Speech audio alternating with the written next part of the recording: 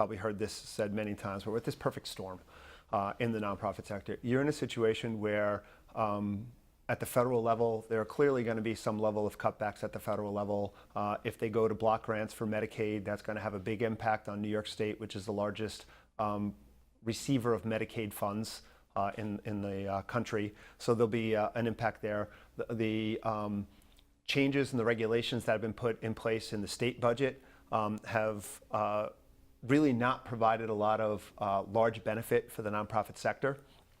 You have changes in the tax laws, and the changes in the tax laws have disincentivized giving to the nonprofit sector between lower tax brackets and less ability to make to take itemized deductions. That's all having an impact on, and also increasing the estate tax rules or levels. That's all having an impact on the nonprofit sector and the ability for the nonprofit sector to draw funds.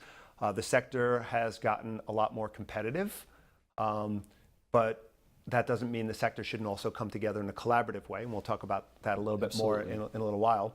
But there's a lot of challenges, regulatory challenges, not just from a funding perspective and the different funding sources, but also what's happening from an HR perspective and some of the regulations from an employee benefits perspective. And it almost feels like, death by 1,000 paper cuts these days in the nonprofit sector, where, every time a new regulation gets passed, there's a squeeze on the administrative spending with Executive Order 38. There's a squeeze on, how nonprofits do business and the funds that they get. The government gives with one hand and takes back with the other, because it's no longer a matter of when if a nonprofit's going to get audited, it's a matter of when they're going to get audited, and a lot of that comes with take back of funds. So it's really been a challenging marketplace, and I think what you're going to see down the road, you're going to have to see an increase in collaboration within the sector. The sector is going to have to work more closely together. There's going to have to be more alignment, both vertically and horizontally, within the sector. You're going to see more mergers and acquisitions happening in the nonprofit sector because the smaller organizations are just going to have a tougher time.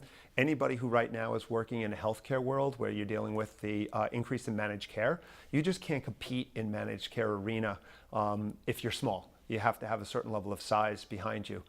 So there has to be some level of consolidation or collaboration.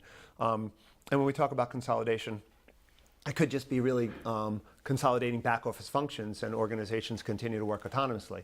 But there has to be a change in how the sector functions. The sector can't work the same way it's worked for the last 50 years, can't work with a lot of independent organizations. There needs to be organizations coming together. There's too much overlap in the sector.